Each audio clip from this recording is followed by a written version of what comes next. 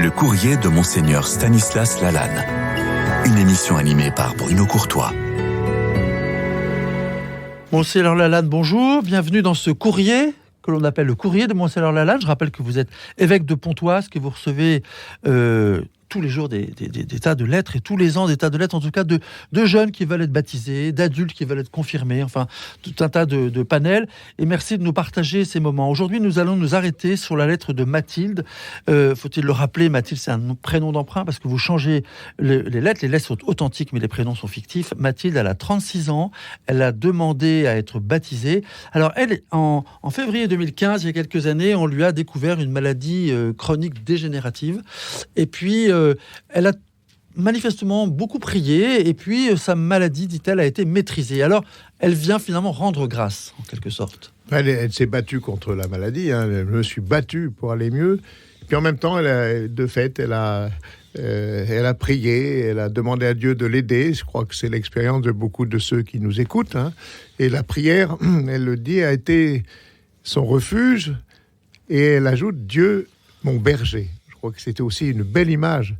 Et voilà que quelques mois après, la maladie est maîtrisée.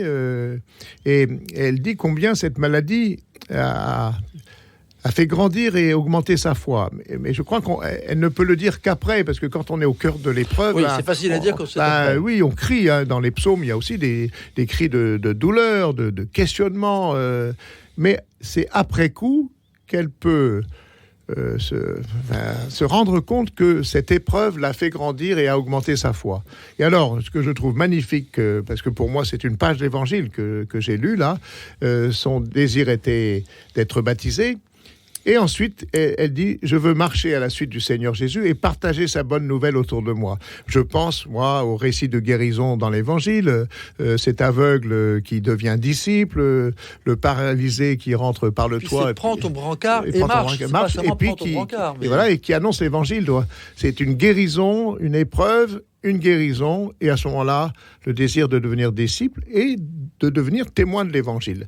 Et c'est vraiment une page d'Évangile que j'ai lue. Il y a eu ce miracle, je ne sais pas comment expliquer, mais après cette épreuve, eh bien, la vie non seulement a repris le dessus, mais c'est le Seigneur qui l'a pris dans ses mains. Ça veut dire que le Seigneur nous demande la conversion, mais nous demande de nous mettre en marche, de ne pas s'arrêter à la conversion. Non seulement de ne pas s'arrêter à la conversion, de se mettre en marche et d'annoncer. Je veux partager sa bonne nouvelle autour de moi. C'est une page d'évangile. Donc c'est une bonne nouvelle, il faut le dire. Alors partagez-vous aussi la bonne nouvelle en nous écoutant, en nous réécoutant. En tout cas, on vous dit à la semaine prochaine. N'hésitez pas, nous aurons encore une nouvelle lettre. Merci beaucoup. Au revoir, Monseigneur Lalanne. Au revoir.